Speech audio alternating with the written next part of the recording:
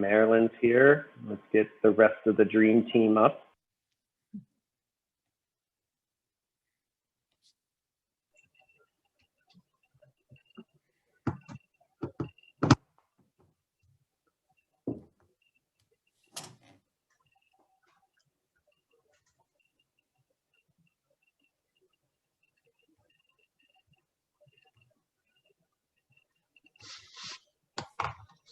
Okay, so Marilyn, are you going to be leading us off?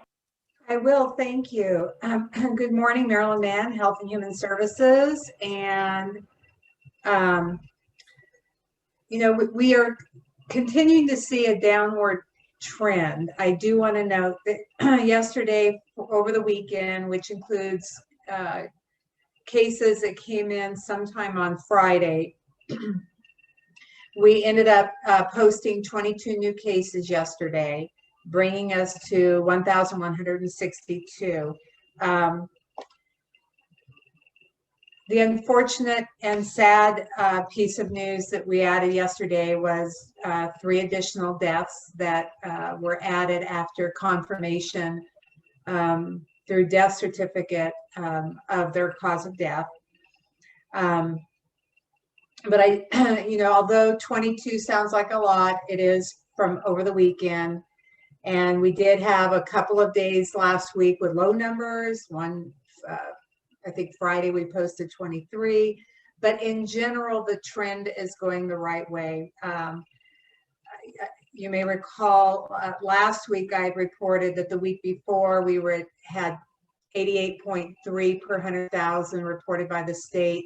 And we were anticipating less than 50 per 100,000. And in fact, last Tuesday, the state issued the report where we were at 43.3 per 100,000. So more than half from the week before. We're anticipating our tier assignment to still be in purple when it comes out later today. But likely to reflect an additional decrease, probably below 40 cases per 100,000, and a declining positivity rate. So while we're not trending in the red yet, we are trending the right way. And the other big thing that happened on Friday, as many of you are probably aware, is that the Supreme Court decision came out regarding California's prohibition for indoor religious services, and found that to be unconstitutional. So the state has adjusted their tier system to reflect religious ceremonies in the purple tier having a capacity of 25%. As the percentage capacity did not get overturned. And I'm sure that Marshall could, answer any of those legal questions and more in depth. And the other thing that we've been continuing to work on diligently with the team is vaccinations. And last week we reported the disconnect between the state database data portal and what our data was showing. This was not unique to Inyo County. And so Friday, I believe we provided some hard count numbers of vaccines. Vaccines, doses received, doses administered. And we had, I think we reported a little over 3,000 vaccines received as of that date, and over 2,500 distributed, or about 83%, which is not unexpected that we're going to have a small percent on hand ready to disseminate in the upcoming week clinics, so that there's always going to be, hopefully, some on hand to cover upcoming clinics. And then yesterday, Anna and our team member Genoa and I met with our state contact regarding this issue, and delving into the reasons that there is still a disconnected numbers, and it appears that two of our distribution points, their ID number, and Anna can explain this much more, was not being reflected in the state data, so it wasn't drawing that information from them. So hopefully that's getting corrected. And Anna, if you have any updates or anything additional you want to add, I'll turn it over to you. Thank you, Marilyn. Yes, we are continuing to work with the state over the next couple of days. We know that there's very much a desire to get all of the data statewide tracked down and accurately reported. So we worked, several of our team members worked into the weekend trying to make sure that we could identify where those disconnects were. We've been working with the state to identify those and get, for Inyo County, all of our providers accurately accounted for. So they're aware of those where we have discrepancies and are working to make sure that all of the systems are aligning and accurately reporting up to the aggregate data totals at the state level. So we're enthusiastic that we have good contacts and are working through that issue, and hope that that data reporting continues to improve.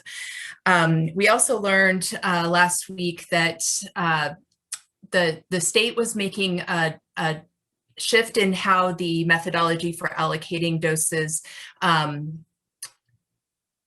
would be dealt with. So initially, as we began to roll out vaccine, the state was allocating vaccine based on the number of healthcare providers and others in the 1A tier. And so that has been transitioning to be based more on our population, specifically our population of individuals over the age of 65. So as we transition to that last week and this week, that the proportion of healthcare providers in that calculation is decreasing, and the proportion that we're really looking at age-based for our vaccine distribution is increasing. So we're going to see a little bit of a bump in our weekly allocation.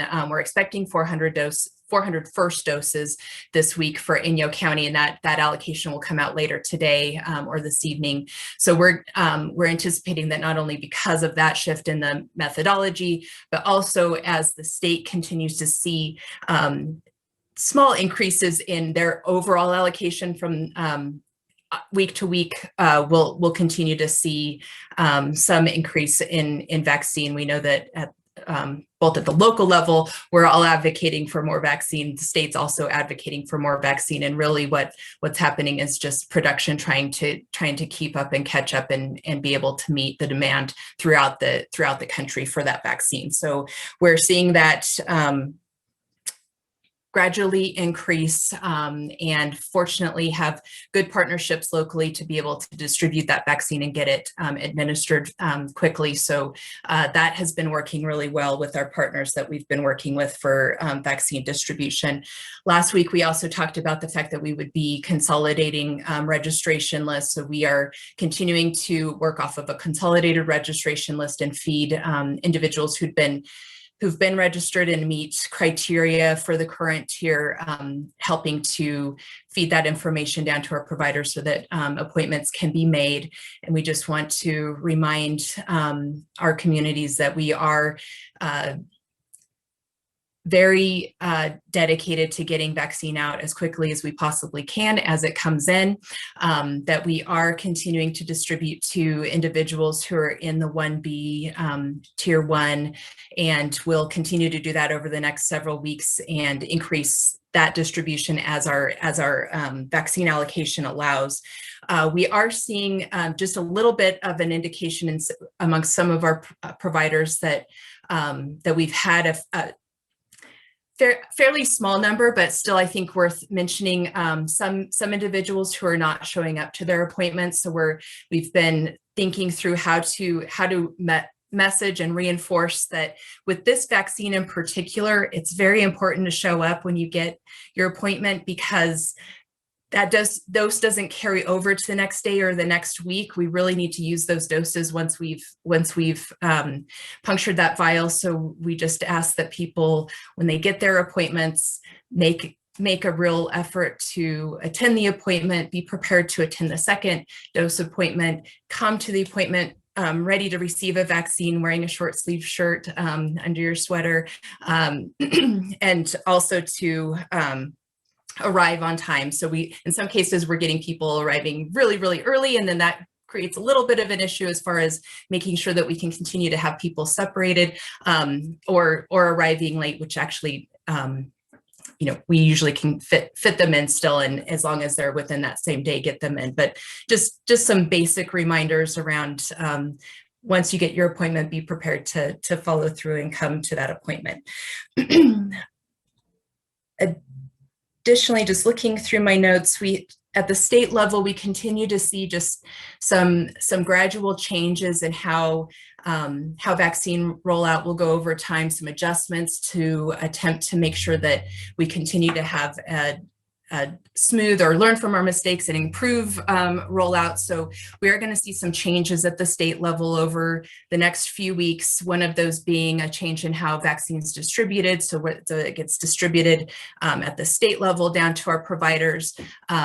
At this point, maybe being overly optimistic, but based on the providers that we have and the fact that we're getting through our vaccine fairly quickly, I don't anticipate there will be any major challenges with that shift, but we'll continue to monitor that. We also are continuing to listen in and follow the rollout of the My Turn system that the state is rolling out statewide right now, focusing on rolling that out to local health departments.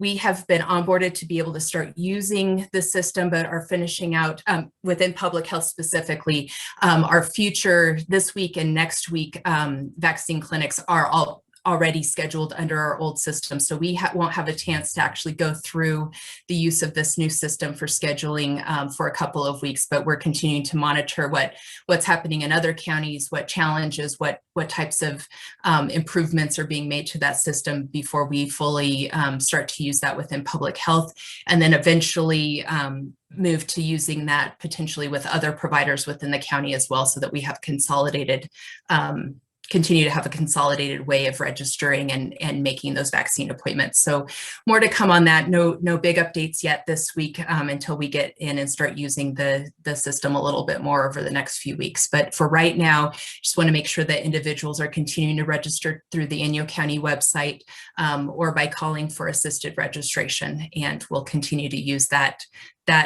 process for the immediate future.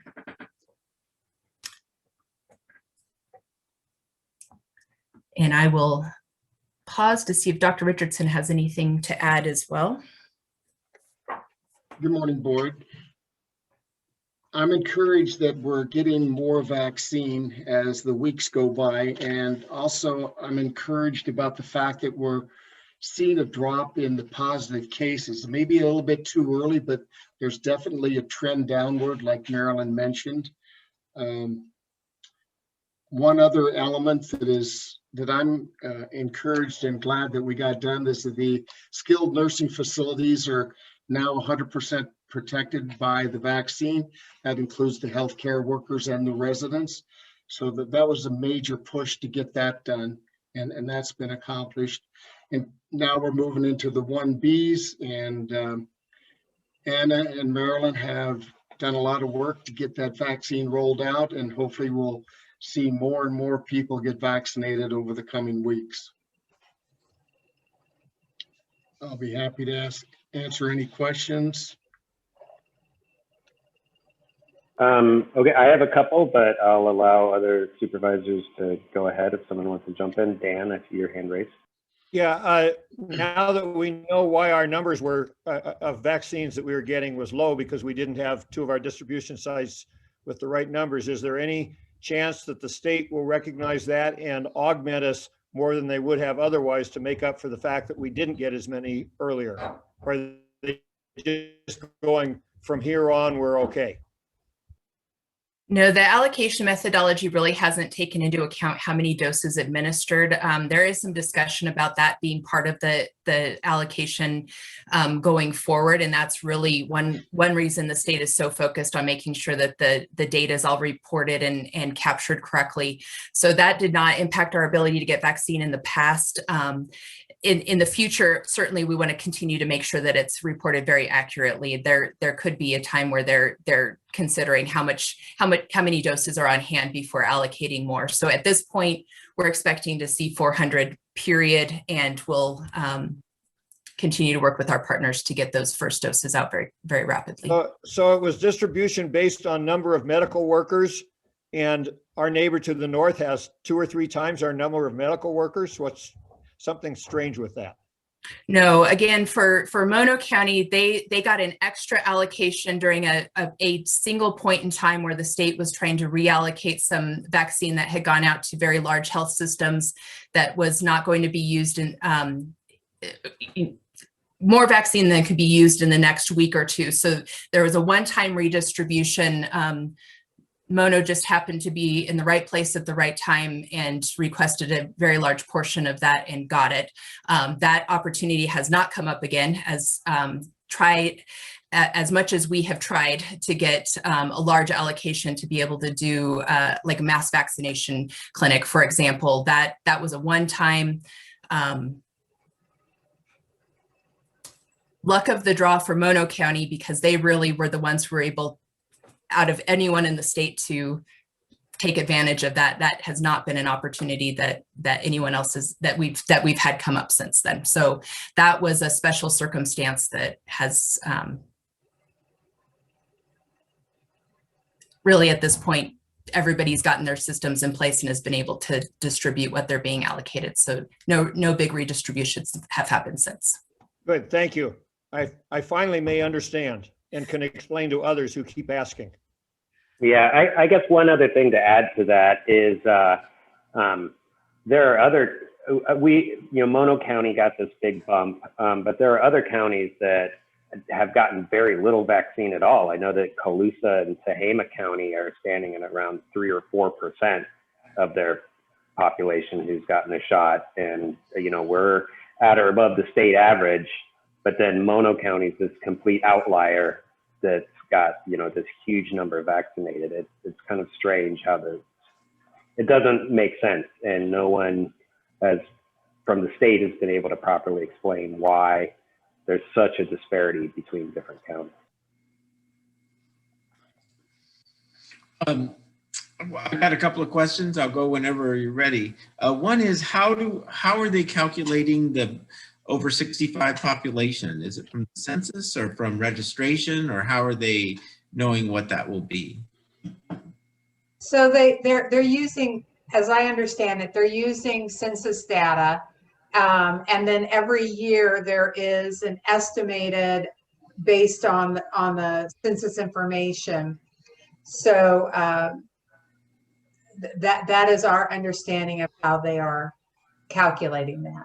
Okay, I mean, we've always, I think, heard or been told or whatever that, that we have a aging population, maybe somewhat above the average, California average or normal or whatever. So I just wondered if that will actually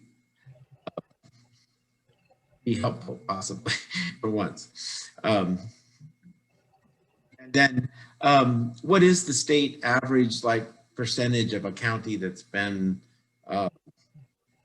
vaccinated? And I don't know if you have that information. I think that's a difficult question to answer, okay, given the data integrity issues that are present at the state right now. I think we're probably going to be better able to provide that information once the state and counties, all 58 of them, are in agreement that those numbers are being accurately accounted and reflected. Okay.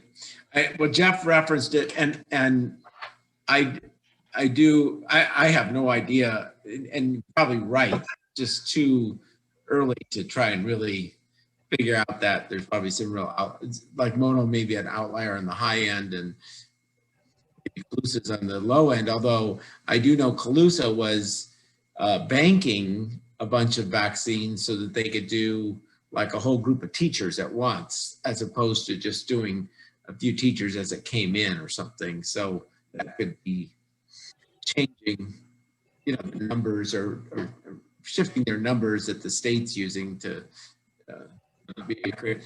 And then the last thing is, I mean, thinking about the vaccine numbers that we're getting out, if our average is whatever it is, and then the number of people who have had COVID and who we sort of presume to be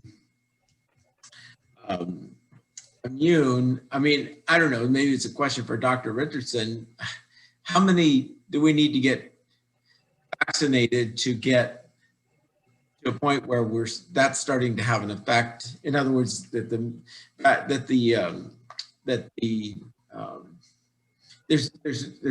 fewer people to spread the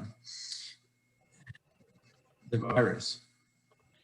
Well, it's been suggested that at least 70% and maybe closer to 90% of the community has to be vaccinated or immune, either immune by natural disease contraction or vaccinated to get to that herd immunity, as they call it, so the virus can't keep jumping around from susceptible persons.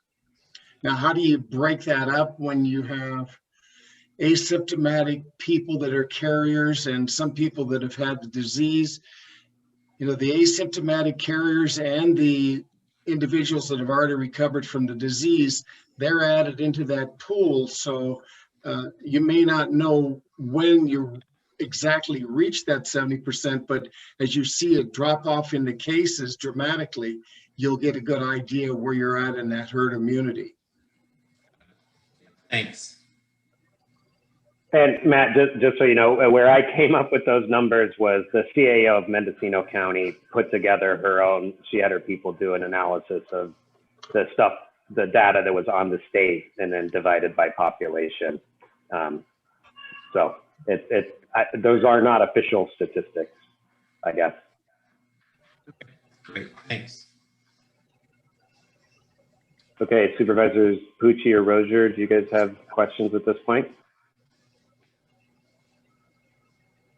Okay, thank you. I do have a question. As far as the sign up for the vaccine, do you want people who are, only people who are in the current tier 1B to sign up with that form on the website, or would you like everybody at this point to sign up and get onto the list? We've been, go ahead, Anna.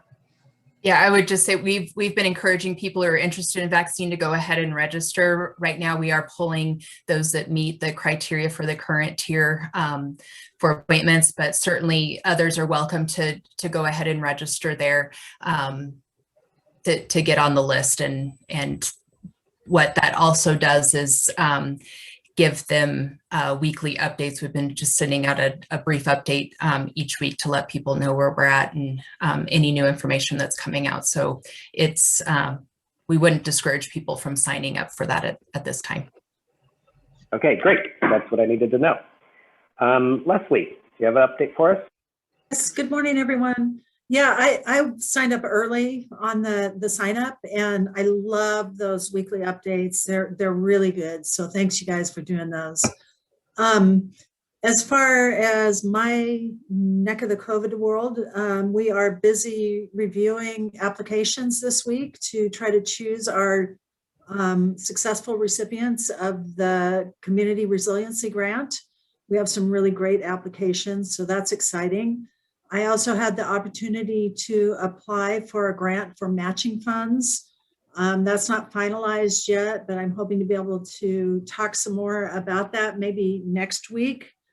So more information there. We might actually end up having another $100,000 to give away. So I'll keep you posted on that. And that's all I have to report unless you have questions. If you get additional matching funds, would the idea be to go further down the list of people that didn't make the first cut, or would it be to expand the amount that other people, that the people who have been qualified get? So that's a great question. And we actually decided to postpone that recommendation until we've reviewed all the grants and know what the universe of what we're looking at is. And then we'll probably ask your board for direction if we are successful at getting the grant. At the time that we ask your board to accept the grant, we'll probably ask you to maybe make some changes to the grant administration process if we feel like that's necessary. If we get enough great applications to go farther down the list, then that's probably what we would do. I'll know more in about 3 days. Okay, great. Dan? Now that, probably for Marilyn or Anna, now that we have consolidated the two lists, will there be any attempt on that weekly update to say you are number 340 out of 2,000 people who have applied, so that we have a chance of knowing how far down the road we are before an appointment?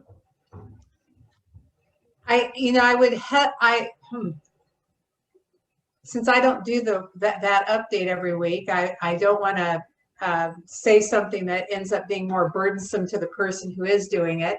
But I would say that it's a cautionary position, because if you have, if you have 3,000 people on a list, but then you're able to get some additional people who are 65 or older, for example, they are going to, that's going to shift those people downward. So it's difficult to put a time frame as to when your number is going to come up.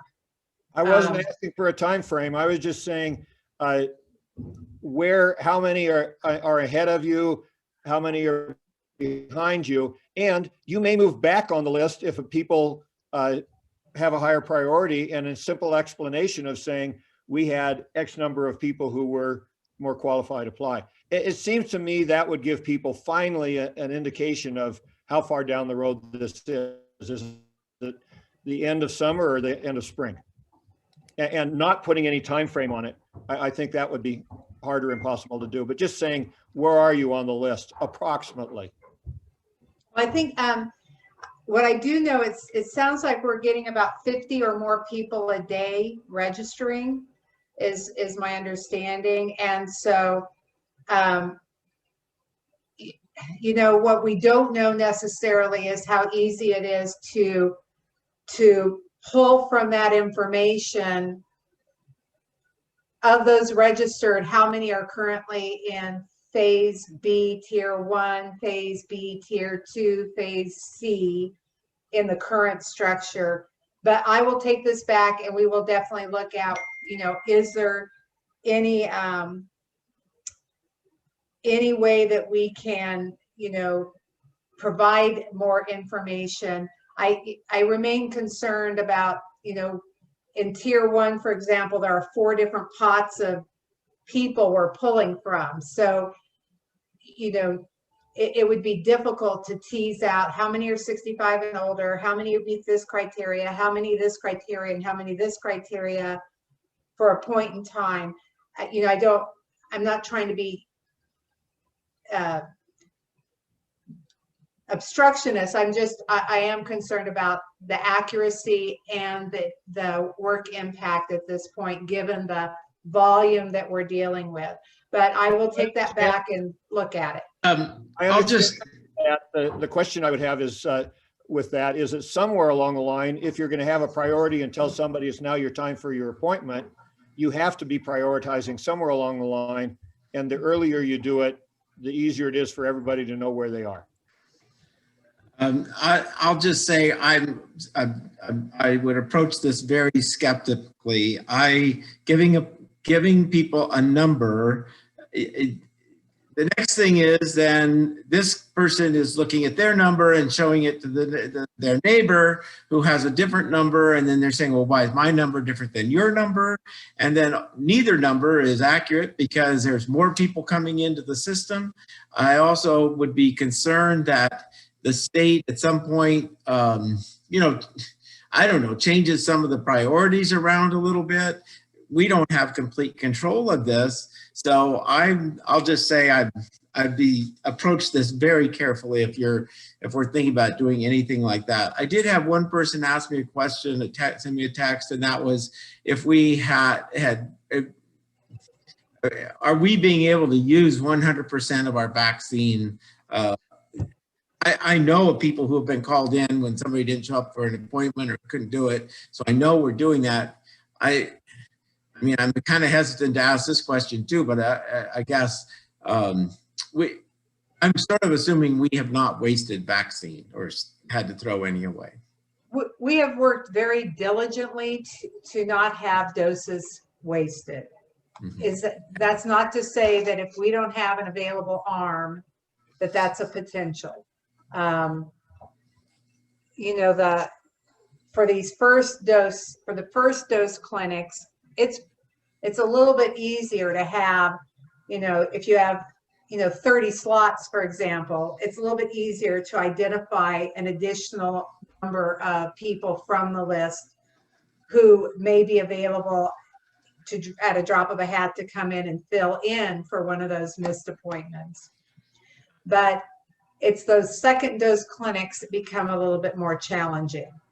And it's not all that easy. That's why it's, you know, so very important at the time of your first dose to recognize if you're getting the Moderna that you're going to need to be scheduled a second dose around 28 days or so, and that it is critical that scheduling is something that to the fullest extent possible people can adhere to.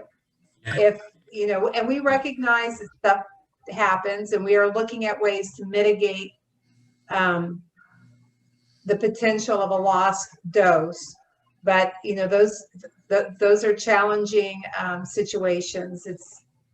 And perhaps this will, as time goes on and we move to a single dose vaccine in the future, you know, some of those issues obviously will be mitigated. Okay, great. Does anybody have any further questions for the team? Yes. Yeah, thank you, Chairman Griffiths. Just one comment and one question. I think it bears repeating or maybe highlighting a little bit more that the skilled nursing facilities have all received their second dose. I know as we're comparing ourselves to other counties, that hasn't really happened. And even though there might have been a big drop, most counties, or at least a few that I'm aware of, there's not been that concerted effort to get those care center patients and residents vaccinated on the second dose. So I just want to give you guys a shout out, Dr. Richardson and Marilyn, your team. I think that bears being repeated over and over and over. That's our most vulnerable population. So thank you. My second is a question with regards to the My Turn. Was it? Yeah, My Turn. Will we still have the ability for assisted registration via phone call? I feel that's really, again, going to that vulnerable population. It's really important to have that person-to-person. Yes. Yeah. So right now we are doing assisted registration internally with staff locally, but My Turn does have a call center that has so that people can register through that system as well by phone. And we're continuing to test that and make sure that works well, so that we're not leaving our especially our more vulnerable population to have to navigate something that's difficult. So as we transition over, we'll be continuing to monitor to make sure that is a very smooth way to be registered into that platform as well. I guess if I could just raise that point, I appreciate that. I just think I have far more confidence in your ability locally here and your team to talk to our local residents.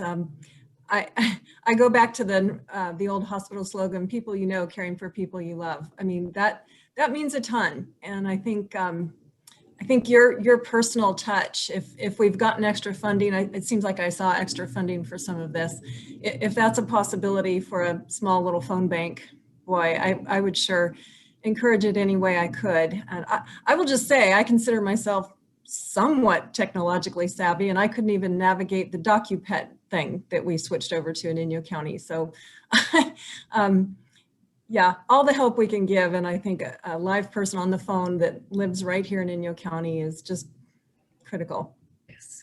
I don't disagree with what you said. And I also, as we move to a more statewide system of distribution and registration, I don't know that we'll have necessarily the choice, but we're certainly, that's part of what we're monitoring as we make this transition. Where can we make this as easy as possible for our public? So definitely top of our minds.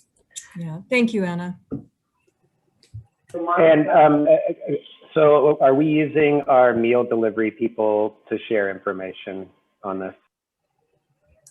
Yeah, yes. And in fact, yesterday we were making contact with individuals from the 65 and older population to schedule appointments for a clinic tomorrow. And we were using our senior program staff.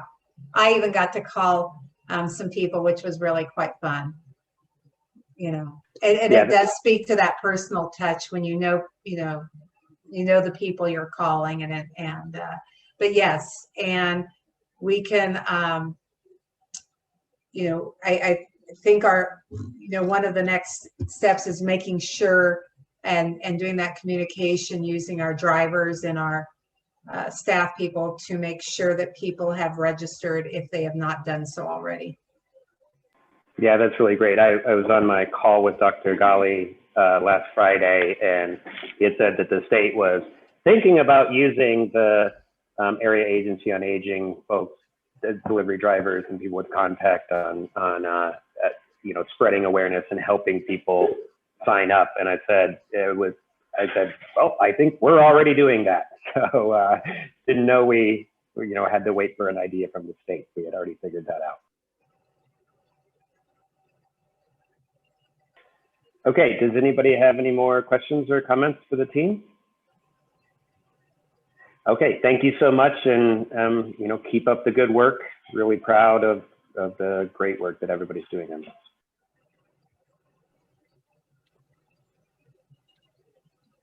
Okay, we will move on to item number 9,